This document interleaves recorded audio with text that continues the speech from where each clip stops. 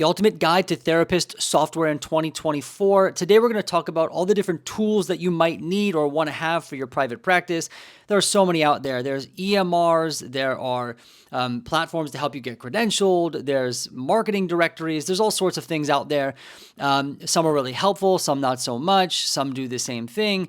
And today I want to share with you what tools you actually need to run your private practice. I'll share with you some of the tools that I use as well. If you've not been here before, my name is Matt. I'm a therapist in private practice. I also own a group practice. And as you can tell, I like to make videos just like this that help other people start, run, and grow private practices of their own. And so that's what we're going to do today. The other thing is I also host a community platform where people who are interested in running and growing private practice, whether solo or group, can join and get personal support from me directly. If you're interested in that, go ahead. There's a link down below in the description.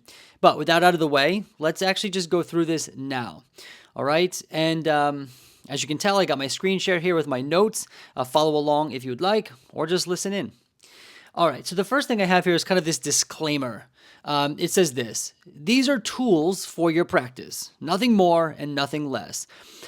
We're talking about tools, okay? Now, this is something people get really confused. So whether it be your EMR, where you document your notes and your cases, whether it be the platform that gets you credentialed, whether it be the platform that you use for telehealth, they are nothing more than tools to help you run your practice. You have to think about yourself as the practice, okay? So are you a psychologist? Are you a social worker? What rules do you need to follow? Meaning, what state laws do you need to follow? What licensing board rules do you need to follow? Like, what kind of documentation do you need to keep? And what I'm basically saying is you decide what kind of practice you want to run and how you're supposed to run it, considering the laws, the ethics, and all that. And then you find tools that help you run the practice you want to run. A lot of times people do it backwards. They sign up for all these tools and they think they have to follow all the tools, like the tools are the ones governing what they do. It's the other way around. Okay, so just keep that in mind as we go through some of these things. Now, you'll see highlighted in blue here, I kind of have the high level tool, like the, the theme basically, right? So the type of tool you're going to want to consider. And it's not in any order, but I'll share with you kind of like my thoughts on whether you need it or you don't, and what I use as well. Okay, so the first thing, and this is going to be true for everyone, you need an EMR. Some people call it an EHR. What we're talking about is a medical record system, a health record system. It's essentially a place where you can document it's like where you document everything, right? Where you store client files, where you write progress notes. That's what you need. Almost everyone needs this. Unless, of course, you're doing paper. I don't recommend that, especially as we move more into the future. Electronic is highly recommended. Now, there's a ton of them out there, okay? There's a couple that I have dabbled with. I currently use Simple Practice myself, but Alma is coming out with an EHR that seems to be quite promising. Jane Software has a really solid EHR, lesser known company, but really solid features. But an EHR, again, the main thing it's going to do, it's where you're going to keep your documentation. But you also can have an EHR that has client communication. So you can message clients, right? That's another benefit of an EHR. A lot of them have that. Actually, I don't know if a lot have them, but if I was picking an EHR now, I would want to make sure that they had a way of communicating with clients. Your EMR could be a place where you submit claims to insurance. I would definitely make sure your EHR can do that. If they cannot do that, I would not choose them.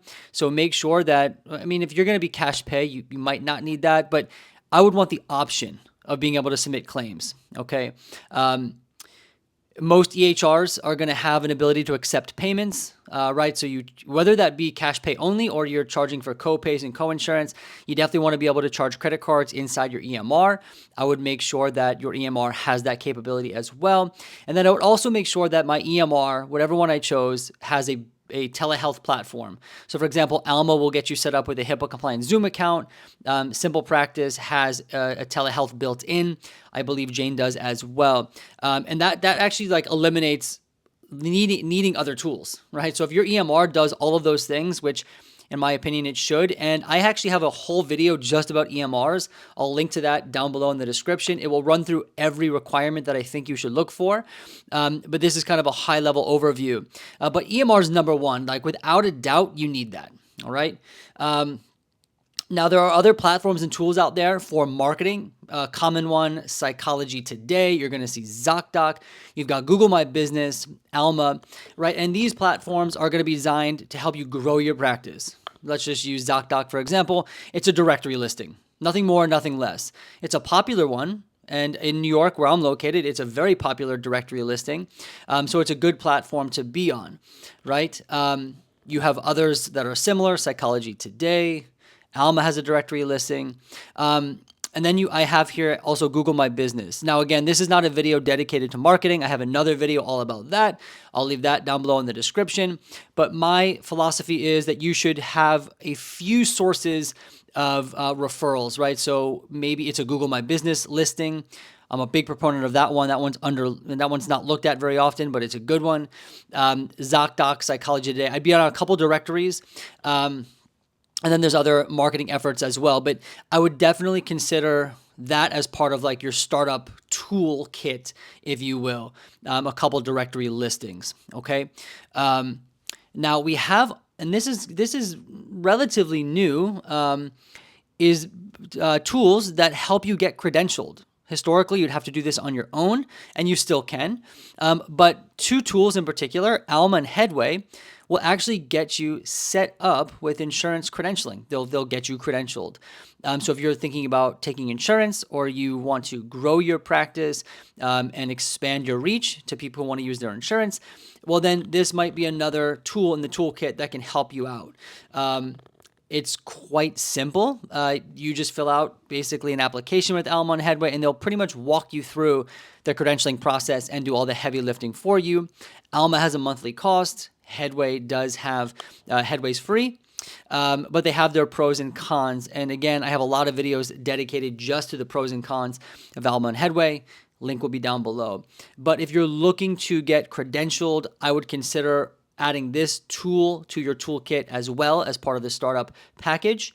And this next one I have on here says Payroll and HR. This is going to be primarily for those who are looking to do group practice. If you are going to be hiring folks, especially W-2 employees, you're going to want to have a payroll/HR tool. And a really popular one is Gusto. I don't know how you say it. I think it's Gusto. It's designed for small businesses. A lot of therapists have used Gusto. I've been using it for several years and have had no issues. I've gone through a couple tax cycles, right? And there's been no issues.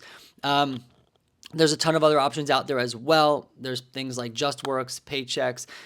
But for me, in my experience, Gusto works just fine. I really like it because it is simple and pretty easy to use. And yeah, it's fairly affordable. So Gusto is a good one to check out. And then this is kind of a section I add on here, email. Now you heard me say before that I would recommend using an EHR that has integrated communication, because a lot of therapists, I know in New York, you are required to have a HIPAA compliant means of communication with clients. It doesn't really matter what it is, but it does have to be HIPAA compliant, and you have to have at least some form of it. So when it's built into your HR, you're checking off that box, right? And it prevents you from having to get something like HIPAA compliant email. However, if you want to get HIPAA compliant email, well, then you can sign up for something like Google Workspace or Powbox. These are HIPAA compliant email addresses. I currently use Google Workspace, but I only recently transitioned after starting a group practice. Like, it wasn't recent. For a while, the whole group practice was using Simple Practice to communicate. But recently, as we've grown, I signed up for Google Workspace as a HIPAA compliant option.